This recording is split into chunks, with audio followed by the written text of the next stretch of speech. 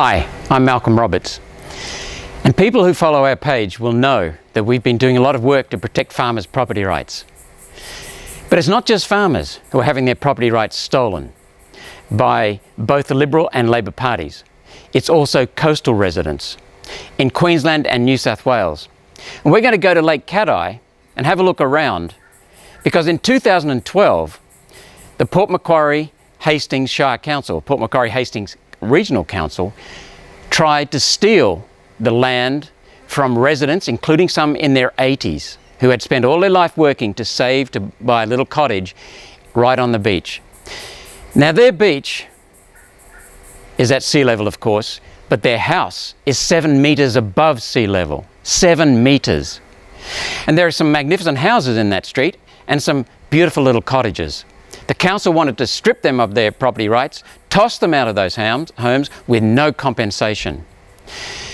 And yet, at the same time, back in 2012, and just prior to that, the Port Macquarie Hastings Council had approved the building of magnificent houses in Lakeside Woods and other new developments on the other side of Lake Cat-Eye, which were just above sea level, right on the seaside.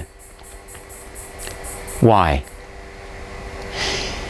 We're going to have a look at that, and we're going to then talk about why this is affecting and will affect every urban resident in our country. It's a really serious issue. So let's go to Lake Cat-Eye and have a look around. Looking at the coast, 7 meters above sea level on the ocean front, right at sea level in the estuary. Here's the ocean front, 7 meters above sea level.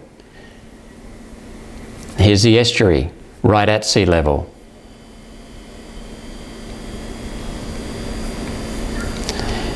Now let's have a look at the coast, Illaroo Road. What you'll find there is some magnificent houses and also some beautiful little cottages. The people in their 80s have saved all their life and worked hard to retire here. We also have some businesses and some very solid buildings, 7 meters above sea level.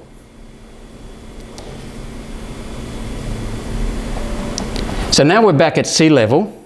Let's go in the estuary and have a look further back. It's a beautiful part of the world, Lake Cat-Eye. Let's go specifically to Kenwood Drive and Lakeside Woods. Here's the area, estuary area, and you can see that it's tidal and that it's very low. Now let's have a look at Lakeside Woods. Already some houses have been flooded right up to the edge of their property. Another new area. This is actually an area that is established, and you can see that there are flood marks right close to the road and to the town. Here's a new area where houses have recently been built. Lovely area to live.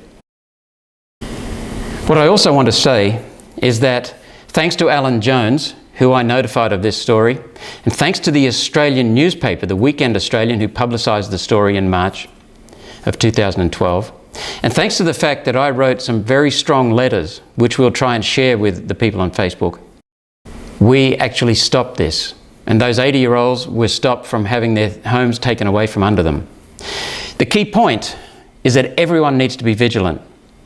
Just as the UN drives the Paris Agreement that has destroyed energy prices, just as the UN so-called sustainability programs drive bureaucratic control of water and waste of water, now we have the UN driving the stealing of coastal residents' property rights. And we'll show in future how they steal the property rights of Australians in towns and suburbs right across our country.